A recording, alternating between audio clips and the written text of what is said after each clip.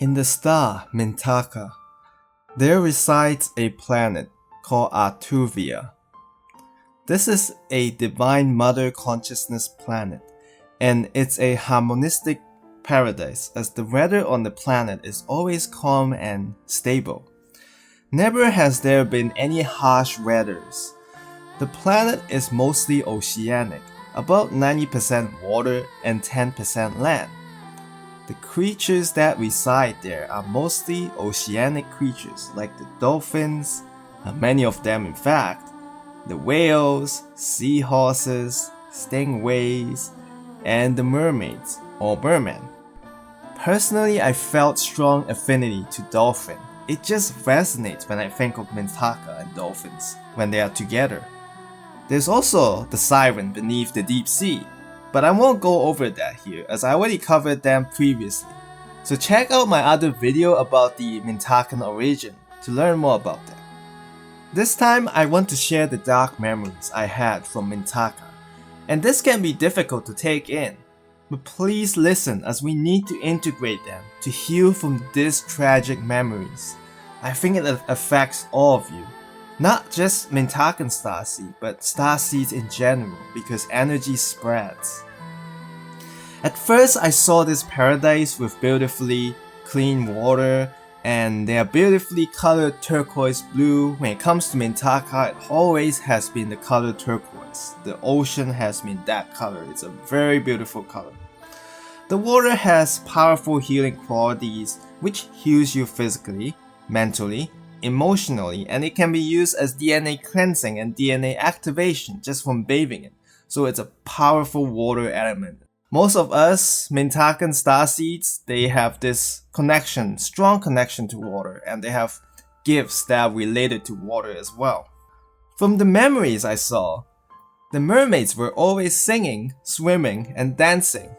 And so that's why Mintakan Starseed, they tend to like to sing, and swim, and dance. The songs they sang are full of light codes that shine and raise up the atmosphere, and it was like a community. The Mintakans are very strongly bonded together as a community, and each and every one of them are like close friends, which is another reason why it was a paradise. Beautiful and clean environment and a healthy, strong bonded community.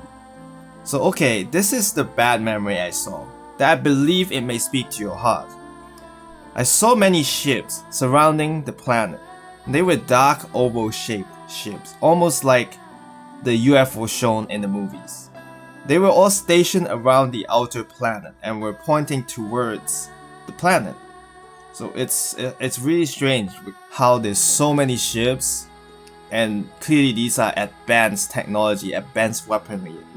They are pointing towards a defenseless planet because Mintakan doesn't fight, and they don't have any resources to fight back whatsoever.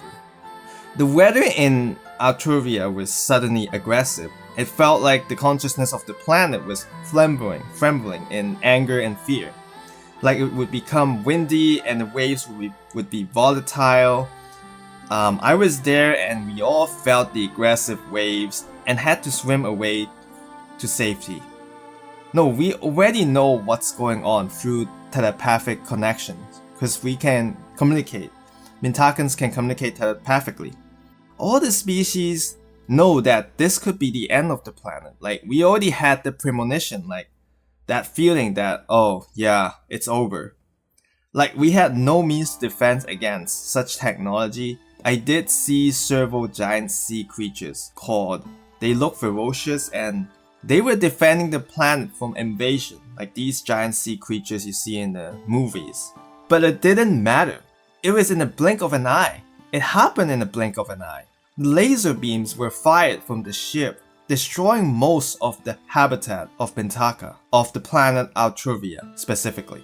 Screams were heard and many loved ones were lost, and the color of the ocean was changed immediately from turquoise to dark blue, and to dark blue to just black, plain black, like black ink. And so we had to make the last decision. This was a harsh decision, but we know we can't save the planet, but we can still rescue the collective consciousness of Mintaka. So in our last moment we sang, we prayed and created a capsule barrier, embracing the consciousness of Mintaka before the planet was destroyed. I ask, why was Mintaka a target? This was a very tragic event. Like, it's very tragic as the Lyran, the galactic wars between the Lyrans and the Dracos and the Orions. So why was Mintaka a target? Why did it have to be destroyed? They were so innocent and harmless. In which the answer I got was, Mintaka rejected the agreement with the alien races, specifically the Zeta Reticuli. So this is a new alien race I covered. I always thought it's the Orion, which is also part of the alliance, like the Zeta and the Orion Empire and the Draco. But there's also like different time streams of thing and different versions of timeline I covered, like how there are different variations of timeline, but this timeline reflects to me the most. So these Zeta beings look like the Greys, but they are more intelligent and more wicked in a way. They are more of the original Greys, as most of them are, most of the Greys are cloned and genetically modified, or some even through AI. And that's why you don't sense any energies, any empathy from them, as they are detached from emotions. But back to the agreement, it's about colonizing Mintaka to build more super soldiers for them to battle in the galactic wars. This means technologicalization of the planet, which I mentioned almost a year ago when I was on the beach in New Zealand, that there's an environmental warfare in Mintaka, the technological takeover of nature, and how we are straying away from nature. The vision I saw was that the consciousness of the planet was in deep pain and sorrow, that the weather became very dark, often with heavy rain and thunderstorm, aggressive winds. Like this is after the occupying from the Zetas.